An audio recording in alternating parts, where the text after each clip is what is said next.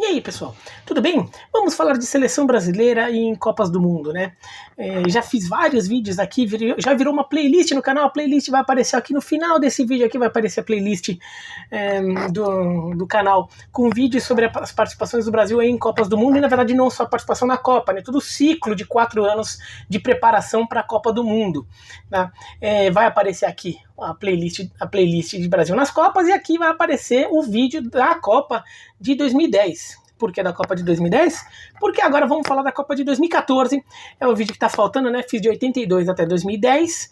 Fiz ainda 70 isolado lá atrás, né? Mas ainda tem da Copa de 2014 que eu não tinha feito. Muita gente já pedindo esse vídeo, tudo. É um vídeo aí que muita gente já viu o que aconteceu, né? É uma história muito mais recente, então muitos de vocês viveram, então talvez mais relembrem do que conheçam histórias novas, tá? Mas vamos voltar então a 2010, tá? Mais sobre 2010 no vídeo ali. Aqui é um resuminho, né? Sobre o pós-2010, o que acontece ali depois que acabar o trabalho do Dunga na seleção, quando o Brasil perde da Holanda lá na África do Sul. O trabalho do Dunga teve um problema claro ali, que foi, ele não trabalhou a renovação da seleção brasileira, né? Ele não deu muito espaço para jogadores novos, convocou um ou outro ali, o Marcelo até teve mais chance e tudo, o Thiago Silva, mas assim, ele não deu muito espaço para os jogadores novos, né? Ele preferiu jogadores mais tarimbados, mais rodados, talvez até se vendo um pouco ali, né, o que aconteceu com ele, a experiência dele na Copa de 94, em que depois ali de já ter apanhado tanto, ele, não só ele, mas todo aquele grupo ali da Copa de 94, muitos mais jogadores experientes que por isso tiveram condição de segurar a bucha de comandar o Brasil numa Copa do Mundo. Então, ele se viu muito ali, então acho que ele não quis apostar em Neymar e Ganso, por exemplo, que eram dois jogadores jovens que eram pedidos pela torcida, né? Então, quando termina a Copa de 2010, fica uma sensação de que não ficou um legado, não ficou nada muito pronto para o ciclo de 2014, e era um ciclo importante que o Brasil ia ser sede da Copa, então era a Copa do Mundo que o Brasil tinha obrigação de ganhar, então tinha que estar com um time bom, né? Então tinha que ter 4 anos para montar um time quase do zero, porque justamente não tinha nada sendo feito ali. Para piorar, teve uma questão ali que nem foi tanto culpa do Dunga, mas não houve ali jogadores que sobrassem ali, veteranos fora de série que sobrassem. Porque assim, nenhum país do mundo, mesmo o Brasil, que revela jogador toda hora, tudo, consegue revelar 11 craques toda geração, né? A cada geração vem 11 craques. Não é assim que funciona. A cada geração vem 1, 2 craques, só que assim, uma geração nova vem com 1, 2 craques, só que a esses craques se juntam ainda os craques veteranos da geração anterior que ainda estão ali, né? Então esses craques veteranos ainda estão ali, os craques novos aparecem, então eles vão até usam a experiência dos mais velhos não só para aprender, mas também porque eles podem no começo jogar sem tanta obrigação, porque os mais velhos não seguram da onda, são as estrelas, são as referências do time, aquelas coisas, né? E não teve, isso daí foi um azar, que daí não foi culpa do Dunga não, isso foi um azar também que o Brasil deu, porque da geração dos anos 2000, ali vieram os craques ali no final dos anos 90, começo dos anos 2000, né? Então a gente vê na Copa de 2002 e 2006, o Brasil com geração muito boa ali, né? E daí vem Ronaldo, Roberto Carlos, Cafu, tudo que já eram veteranos, para os novos que apareceram em 2002 e 2006. E esses novos de 2002 e 2006 seriam os craques veteranos de 2010 e 2014, para os novos que surgissem. 3 nomes se destacavam ali nesse cenário para 2014. Ronaldinho Gaúcho, Kaká e Adriano. O Kaká teria 32 anos na Copa de 2014, tinha, né? Ele fez esses 32 anos na Copa de 2014. Ele tinha 32 anos na Copa de 2014, o Adriano tinha 32 também e o Ronaldinho Gaúcho tinha 34. Então, nesse ciclo de 2010 a 2014, seria o período em que o Ronaldinho Gaúcho teria de 30 a 34 anos, o Kaká e o Adriano teriam de 28 a 32 anos. Ou seja, eles estariam ainda em boas condições de serem jogadores muito acima da média, referências internacionais, veteranos, mas ainda com muito gás ali para serem titulares e referências no time. Para quê? Para quando o Neymar chegasse, o Ganso, o Pato, jogadores que se esperavam para o ciclo de 2010 a 2014, eles vissem aqueles veteranos e assim, primeiro que aqueles caras seguravam a bucha. E segundo, que eles teriam em quem se espelhar. Não tinha isso. Ronaldinho Gaúcho meio que desencanou do futebol depois de 2010, que ele dá um último gás no Milan, tentando uma vaga na Copa de 2014, na Copa de 2010, quando o Dunga deixa claro que não vai chamá-lo, ele meio dá uma desencanada, e ele só volta a recuperar realmente toda aquela motivação para jogar bola em 2013 no Atlético Mineiro já, né? O Kaká teve um problema de lesão que já o atrapalhou na Copa da África do Sul e depois só piorou, né? Ele acabou não conseguindo mais ter uma continuidade naquele nível todo, e o Adriano teve problemas pessoais também que a gente sabe que fizeram com que ele não conseguisse mais também ter continuidade em altíssimo nível. Então o Brasil perdeu essas 3 referências que eram fundamentais no time. 2 jogadores de armação, um centroavante, jogadores que decidem jogos, jogadores que desequilibram em determinados momentos do jogo. O Brasil não tinha isso, então teve que montar seu time quase do zero. Tá? Na estreia do Brasil com o Mano... E daí a contratação de técnico, é uma outra novela.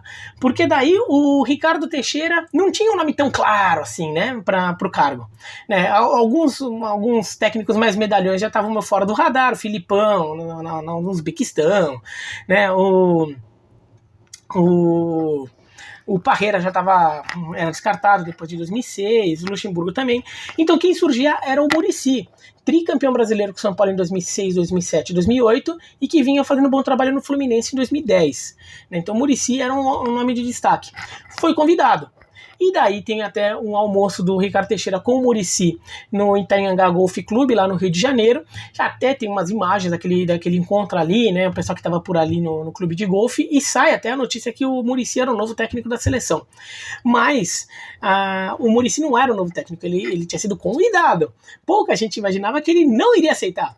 Ele ficou meio desconfiado de algumas questões levantadas pelo Ricardo Teixeira sobre o projeto na seleção e jogou pro Fluminense. Falou: Ricardo Teixeira, beleza, ok, já ouvi o que você tem a falar, mas eu tô empregado, eu trabalho no Fluminense. Conversa lá com o Fluminense e vê se o Fluminense me libera. Daí eu vou. O Fluminense não liberou. E daí o Ricardo Teixeira ficou sem o Muricy. Daí, sem ter um nome muito claro, convidou o Mano Menezes, que até era um nome que despontava ali entre as possibilidades de um técnico novo, que ainda era meio novo, estava aparecendo e as pessoas estavam achando meio interessante ali, porque ele vinha tendo bons resultados no começo de carreira. Né? Alguns clubes no Rio Grande do Sul conseguiu levar o 15 de Campo Bom para a semifinal da Copa do Brasil, né? Caiu para o Santo André. Depois ele vai pro Grêmio, consegue sair da segunda divisão, na Batalha dos Aflitos, aquela angústia toda, mas depois quando sobe para a primeira divisão, o Grêmio faz um bom brasileiro em 2006, depois consegue vaga na Libertadores e é vice-campeão da Libertadores. Então o Mano foi bem no Grêmio, né, em alto nível. E depois ele vai pro Corinthians, tira o Corinthians da segunda divisão, mas depois faz o Corinthians ganhar a Copa do Brasil, e naquele momento, meio de 2010, o Corinthians e o Fluminense do Muricy estão brigando cabeça a cabeça pela liderança do Campeonato Brasileiro. Né? Então era um nome novo que não tinha tanta rejeição. Ele não era visto como um técnico tão retranqueiro como ele é visto hoje. Ele é visto como um técnico que monta a partida da defesa, isso sim, ele era, mas ele não era visto como algo assim, nossa, que retranqueiro, não. Até porque o Grêmio e o Corinthians, ele tiveram momentos que jogaram um futebol mais articulado na frente, tudo. Então até tinha assim, uma esperança aí no Mano Menezes, que ele pudesse ser um técnico moderno. E o Mano Menezes acaba sendo convidado ali, depois que o Muricy não aceita. O Mano estreia contra os Estados Unidos. E para se ter uma noção de como ele teve que renovar a seleção, na estreia contra os Estados Unidos, dos jogadores que entram em campo, entre titulares e reservas, entre os que entraram em campo, só 3 tinham 10 jogos pela seleção brasileira principal. Então eram o Daniel Alves, o Ramírez e o Robinho. Todos os outros tinham 10 jogos ou menos e alguns estavam muitos estreando. Então a seleção brasileira que pegou os Estados Unidos jogou em Nova Jersey, né, naquele estádio do Giants e do Jets da NFL. O Brasil jogou com Vitor, goleiro então no Grêmio, né, hoje do Atlético Mineiro, Daniel Alves, Davi Luiz, era a estreia do Davi Luiz em seleção brasileira. Tá? Daniel Alves, Davi Luiz, Thiago Silva e André Santos. daí Lucas Leiva, Ramírez, daí entrou o Hernanes no lugar dele, Paulo Henrique Ganso fazendo sua estreia na seleção brasileira. No lugar do Ganso entrou o Jusilei, também fazendo a estreia dele na seleção. Aí no ataque Robinho, entrou o Diego Tardelli no lugar, Alexandre Pato, entrou o André Balada, né? Grêmio, Corinthians, Sport, e na época, principalmente, teve grande fase dele no Santos, né? No Santos do Neymar e do Ganso. Então André entrou no lugar do Pato e Neymar estreando em seleção brasileira. No lugar do Neymar entrou o Ederson, também estreando em seleção brasileira. E daí o Ederson se machuca com 1 minuto de jogo. O minuto que ele entrou, logo depois que ele entrou, né? 1 minuto que ele tinha entrado, ele também se machuca, então no lugar dele entra o Carlos Eduardo. Então no Hoffenheim, aquele ex-Grêmio. Esse Ederson aqui é o Ederson que surgiu assim com mais destaque no Lyon, né? Então um jogador que não era tão conhecido aqui no Brasil. Teve essa chance, teve essa lesão, que foi uma lesão grave, ele demora para voltar, e depois ele vem jogar no Brasil, vai jogar no Flamengo, e muitos torcedores se lembram até hoje que ele ficou muito tempo afastado do futebol, depois de levar uma entrada violenta do Fagner no Corinthians e Flamengo, hoje na Neoquímica Arena, né? Então, é esse Ederson. O Brasil ganha de 2-0, jogando um futebol bonito, jogando bem ali, articulando bem, todo mundo, nossa, a nova geração do Brasil começou bem, tudo, time novo, todo renovado, mas parece interessante. Beleza, mas a coisa começou a não andar, né? O Mano tentou montar, o Brasil todo esse ciclo jogou no 4-2-3-1, tá? Com poucas exceções pontuais ali, um momento ou outro, mas sempre tentou jogar no 4-2-3-1, que era o esquema que estava prevalecendo ali no futebol mundial. E o Mano tentou ali ficar no 4-2-3-1 com 4, ou que pode virar um 4-3-3, dependendo de como você vê a posição dos dois pontas, né? Dos dois jogadores de lado no meio de campo ali, se você considera eles pontas ou meias abertos, né? Só que o Mano tentou montar o time a partir disso, só que tinha alguns problemas. Primeiro, rodava muitos jogadores, né? Então, alguns jogadores ele tentava fixar, mas em algumas posições começava a experimentar muito, porque tá renovando, então ele estava testando. Vai testando, vê se alguém pega, vê se alguém pega essa posição para si, né? Então, começou a ter muita estreia, muitos jogadores estreando também, não só nesse primeiro jogo. Então, no jogo seguinte contra o Irã, marcou a estreia do Hever na seleção brasileira, marcou a estreia do Felipe Coutinho, marcou a estreia do Elias e marcou a estreia do Juliano, do Inter, depois vai para a Ucrânia, tudo, e começou no Paraná, e marcou a estreia do Wesley, do Werder Bremen. Daí no jogo seguinte contra a Ucrânia, não marcou a estreia de ninguém, mas vários jogadores ali fazendo seu segundo jogo na carreira pela seleção brasileira. E depois no jogo contra a Argentina marcou a estreia do Douglas, né, o Douglas Meia, no Grêmio, Corinthians, Criciúma, São Caetano, né? Então, rodando muito algumas posições ali, sempre experimentando e não achando o time.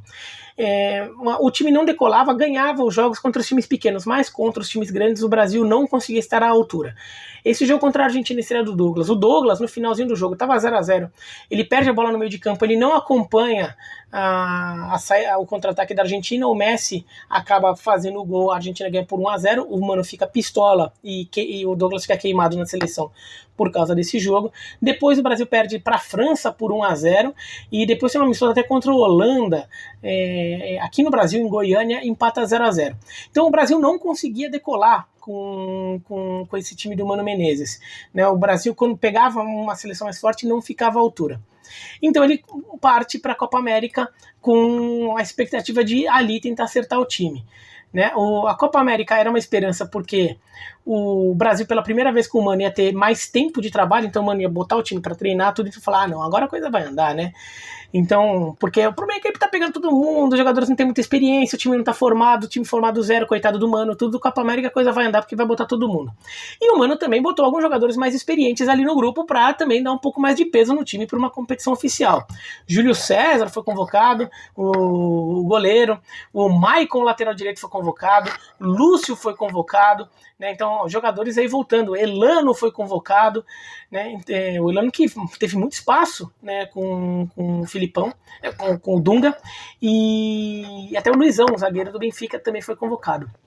Mas não deu muito certo, o Brasil não joga bem a Copa América, o Brasil continua não decolando, o futebol ali sem muita cara, sem conseguir articular muito na frente, o time continua travado, empata com a Venezuela, empata com o Paraguai em 2-2, fazendo o gol da salvação ali no último minuto com o Fred, depois vence o Equador bem, e daí nas quartas de final pega o Paraguai naquele jogo que é 0-0, que o Justo Villar, o goleiro paraguaio, defende tudo, e na disputa de pênaltis o Brasil consegue perder os 4 pênaltis, né, com Elano, Thiago Silva, André Santos e Fred. O Paraguai também não bate bem, mas acerta 2 e vence por 2-0.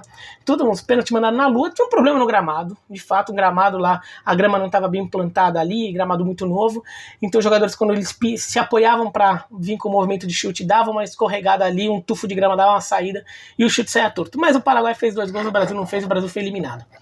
Então já começou uma complicação ali. Mas ainda tinha uma outra competição importante. Já que o Brasil não tinha eliminatórias, isso era um problema porque... Isso era uma solução porque também não tinha uma pressão. Mas era um problema porque você não tinha tanto jogo oficial para botar esse time para jogar em situação competitiva e testar o time. Né? Isso foi um problema que o time do Mano enfrentou durante todo o período do Mano lá, porque sem competição oficial o Mano tinha muito amistoso. E o Mano também não se ajudava, porque ficava rodando o time, convocando um monte de jogador, para ver se achava qual que era o grupo ideal dessa nova geração. E não achava. Chegou pensando em Jogos Olímpicos, porque Jogos Olímpicos ali, beleza, né? Os jogos, como a seleção era muito nova, a seleção principal e a seleção olímpica eram muito parecidas, né? Porque os elencos eram parecidos. O Brasil leva 3 jogadores acima da idade, né? O Thiago Silva, o Marcelo e o Hulk. E daí é uma coisa sintomática. O Thiago Silva, para dar um pouco de liderança, um zagueiro ali, era importante. O Marcelo, um jogador novo, mas também um jogador muito acima da média. Mas o Hulk, porque o Mano, de todo esse trabalho ali que o Mano vinha fazendo, havia um problema crônico. O Brasil não achava a sua solução no ataque, o seu centroavante. O Pato não tinha vingado, depois da passagem dele no Milan, já estava começando a perder o fôlego ali, já não muita lesão também, já se via que o Pato talvez não fosse esse jogador, né? Então voltava-se a tentar o Fred, mas o Mano Menezes não tinha muita confiança no Fred, ele queria que o Fred marcasse mais saída de bola, tudo. O Fred não fazia isso também, eu queria um centroavante que se deslocasse um pouco mais também. Então o Mano e o Fred não tiveram um bom relacionamento na seleção, então começou a tentar o Hulk. O Hulk vinha fazendo muito gol no Porto, ele não é centroavante, é um jogador de lado, ele é tentado como centroavante, não funciona também, mas ele acaba até ganhando espaço como jogador, jogando pela direita. Mas o Hulk vai para os Jogos Olímpicos e ele até acaba fazendo um gol na final, né? O Brasil chega na final, perde do México por 2-1, com um gol do Hulk nos acréscimos. O problema ali é que essa campanha de Jogos Olímpicos ela não ajudou tanto assim quanto se imaginava, porque foi uma campanha que se mostrou mais fácil do que se imaginava. O Brasil teve um caminho meio limpo aí no torneio, né? Pegou Bielorrússia, Egito, Bielorrússia e Nova Zelândia na primeira fase, depois pegou Honduras nas quartas de final e chegou a tomar um susto, chegou a estar perdendo de Honduras, pegou a Coreia do Sul na semifinal e o México na final. Então não foi uma campanha ali tão convincente assim contra adversários fortes. Mas vai lá, ficou com a medalha de prata. Ali também começaram a acontecer umas outras coisas. O Ricardo Teixeira foi afastado da CBF, né, ele saiu da CBF depois de investigações sobre corrupção na CBF e estava tudo rolando ali, organização da Copa do Mundo, tudo, e o Ricardo Teixeira cai e assume o José Maria Marinho, né? Então a CBF troca de comando. E daí começa a ter história de Copa do Mundo sendo organizada, investigação, e a necessidade de se montar uma seleção, e as pessoas começando a ficar incomodadas com o time do Mano Menezes, que não deslanchava, né, porque não achavam centroavante, porque o time continuava não jogando bem contra times grandes. Então começou a incomodar. Né? O Mano Menezes, sem achar um centroavante ali no final de 2012, começa a tentar montar o time sem centroavante, né? Colocar o Neymar como atacante centralizado, mas sem ser centroavante, porque ele se deslocava bastante, trocava de posição com o Hulk e tudo. Até foi uma ideia interessante e começou até a mostrar alguns sinais de que poderia prosperar. Só que chegou no fim do ano, o Brasil ainda não convencia, daí perde um super clássico das Américas para a Argentina, que é aquele torneio lá com jogadores que atuavam no cenário doméstico, né? E daí o José Maria Marinho também, que não era aquele presidente com toda costas largas ali no poder, querendo também fazer um certo populismo e querendo também se garantir para a Copa do Mundo, para parecer que fez alguma coisa, demite o Mano e contrata o Filipão. Filipão que nem vinha bem, tinha sido rebaixado com o Palmeiras, né? Ele entrega o Palmeiras praticamente rebaixado para o Gilson Kleina, ainda que tivesse vencido a Copa do Brasil no meio do ano. Mas o Filipão assume a seleção brasileira porque, não, uma figura mais pesada, vai ter as manhas de falar com o jogador, o Brasil não vai passar vexame, o Brasil vai montar um time redondinho ali, ele vai saber arredondar o time, saber achar os jogadores, tudo, e que estava precisando. O Filipão adora centroavante, então ele vai lá e bota o Fred de novo, né? O Fred volta a ganhar espaço, o Brasil volta a ter um esquema que tem um centroavante fixo na frente. E de fato, o Brasil até acabar nesse período com o Filipão consegue, em 2013, ter alguns bons resultados contra seleções fortes. Por exemplo, ganha da França em Porto Alegre, né, num amistoso antes da Copa das Confederações, na Arena do Grêmio. Então, o Filipão ali fecha no time, 4-2-3-1 também, não teve tantas mudanças em relação ao elenco, né, mais essa coisa de reforçar que vai ter um centroavante mesmo. O Brasil chega para a Copa das Confederações, e é uma Copa das Confederações, né, com um clima todo diferente, porque estava tendo muito protesto nas ruas no Brasil, e esse protesto não afeta a seleção. Né, as pessoas, a Copa das Confederações e a Copa do Mundo até são alvos das críticas, mas a seleção brasileira nem tanto, até porque alguns jogadores da seleção demonstram nas redes sociais apoio às manifestações, então a torcida até fica do lado da seleção brasileira, então o clima nacionalista estava bem forte ali, e o clima antes dos jogos estava bem pesado a favor do Brasil ali contra o adversário, o pessoal cantando hino, aquelas coisas todas, fazendo muito barulho, e os adversários parece que sentiram isso, o Brasil acaba vencendo, né? Vence o Japão, vence o México, vence a Itália, vence no sufoco o Uruguai, né? Porque o Júlio César tem que pegar um pênalti numa vitória lá no semifinal no Mineirão, né? 2-1 pro Brasil, mas o Júlio César teve que pegar um pênalti, e daí na final o Brasil ganha da Espanha por 3-0, um jogo que pra mim claramente a Espanha sentiu a torcida, né? O Maracanã lotado, a torcida cantando, a Espanha ficou deu uma tremida ali. Quando a Espanha entrou no jogo já estava 1-0, o Fred fez gol com 2 minutos, e daí o jogo acaba se desenvolvendo a favor do Brasil, e o Brasil ganha bem aquele jogo, né? A seleção brasileira daquele dia ficou meio definida até como já ficou meio que consolidada ali como o time que seria o time da Copa, né? Júlio César, Daniel Alves, Thiago Silva, Davi Luiz e Marcelo, Luiz Gustavo, Paulinho e Oscar, Hulk, Neymar e Fred. Essa seleção brasileira que jogou o time titular na final da Copa das Confederações contra a Espanha. Então, o Filipão já definindo o time, um time que já vinha se desenvolvendo, mas ali o Filipão, mudanças mais radicais ali. Fred, né, o centroavante voltou a ter um centroavante, voltando a dar espaço para o Fred, e o Júlio César, né, que no final das contas, como os outros goleiros ali, não se estava confiando no Vitor, tentou-se o Diego Alves também, mas como nenhum estava convencendo, o Jefferson também, mas como nenhum estava convencendo completamente, Rafael dos Santos chegou a jogar pela seleção, nenhum convenceu completamente, ficou mesmo com o Júlio César. Só que daí o Brasil vai para a Copa do Mundo já com esse time meio consolidado, né? Sobretudo o 11 titular ali. Uma ou outra mudança poderia vir, mas seria mais ou menos por aí.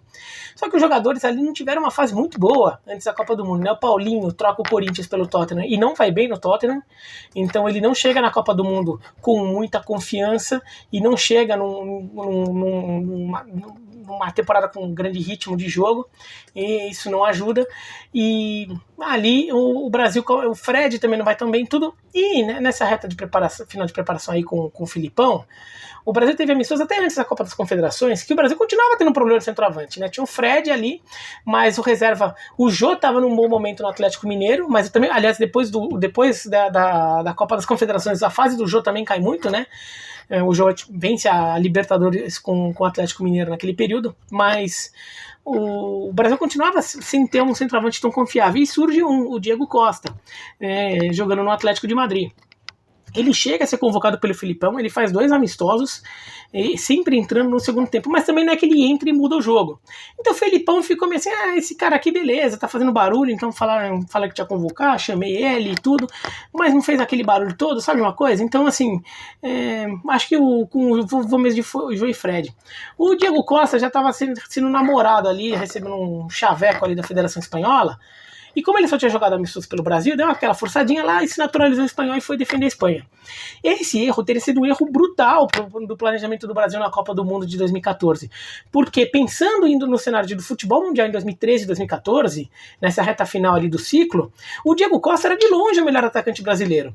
Ele estava numa fase muito melhor que a do Fred, que a do Jô, né? É um jogador com impacto internacional, um jogador que o Fred e o Jô jogavam no futebol doméstico, então jogador de impacto internacional, jogador que vivia seu melhor momento.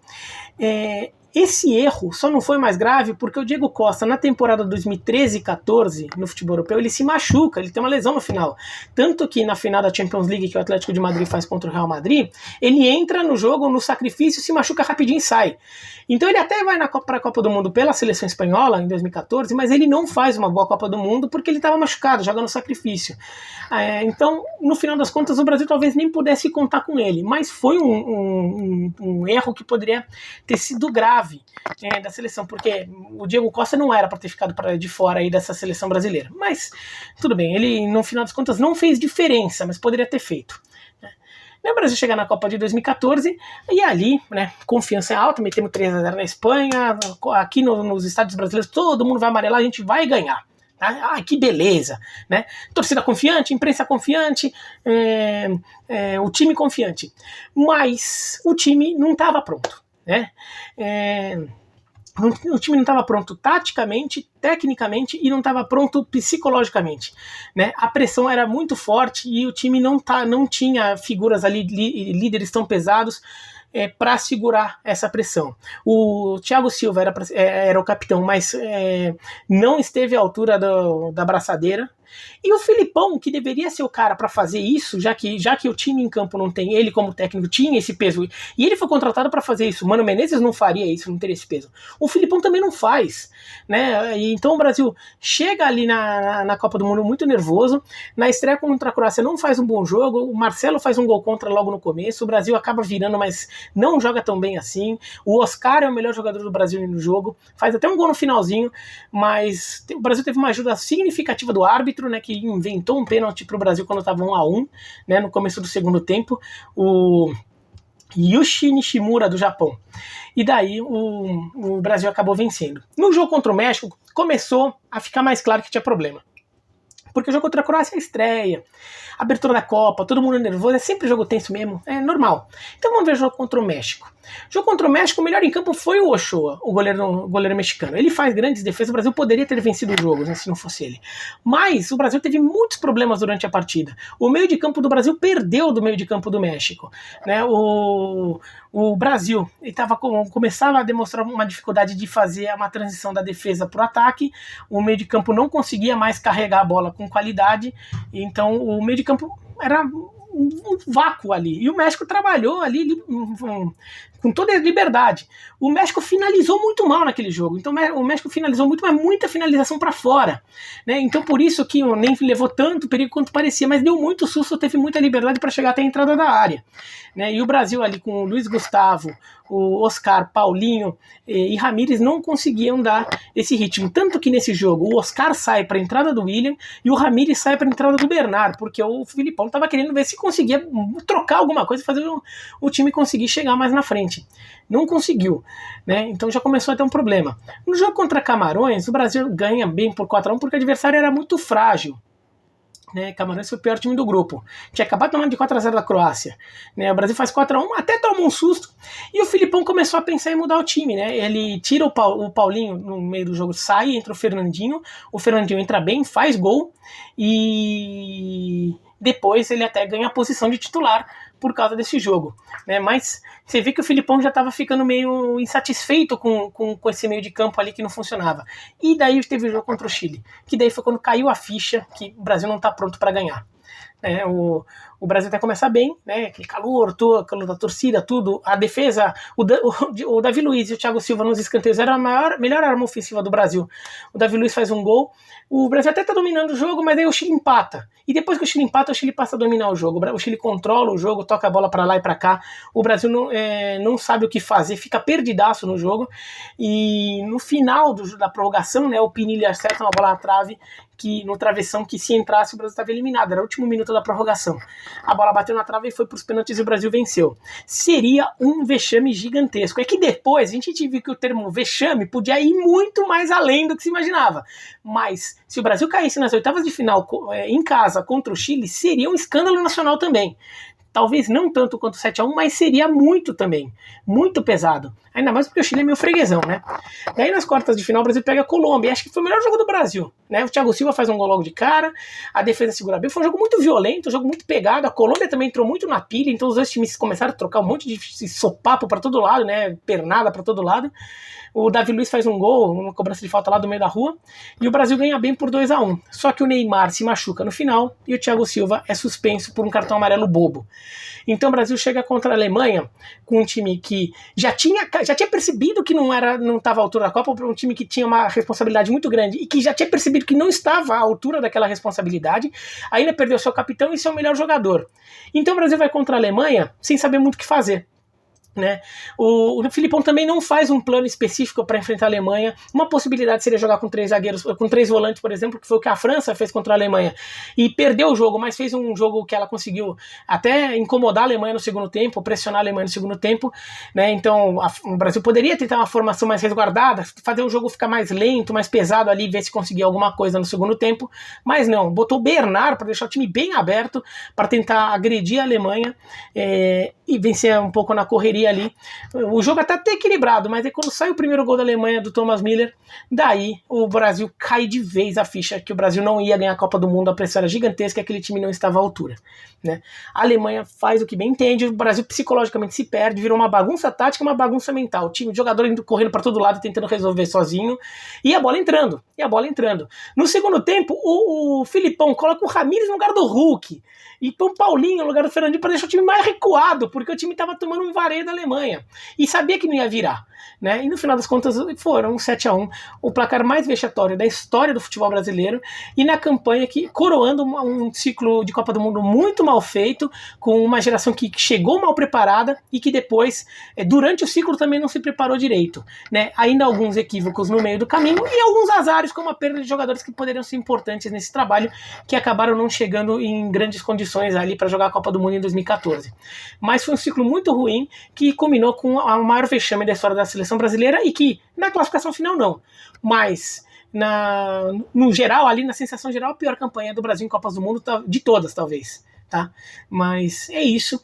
Depois o Brasil perde do Holanda de 3-0 na disputa de terceiro lugar, mas daí ali também já era a raspa do tacho total, né? Se você gostou do vídeo da joia, não gostou, se inscreve no canal, clica no sininho para receber notificação e escreve aqui embaixo que vocês lembram do 7-1. Tchau.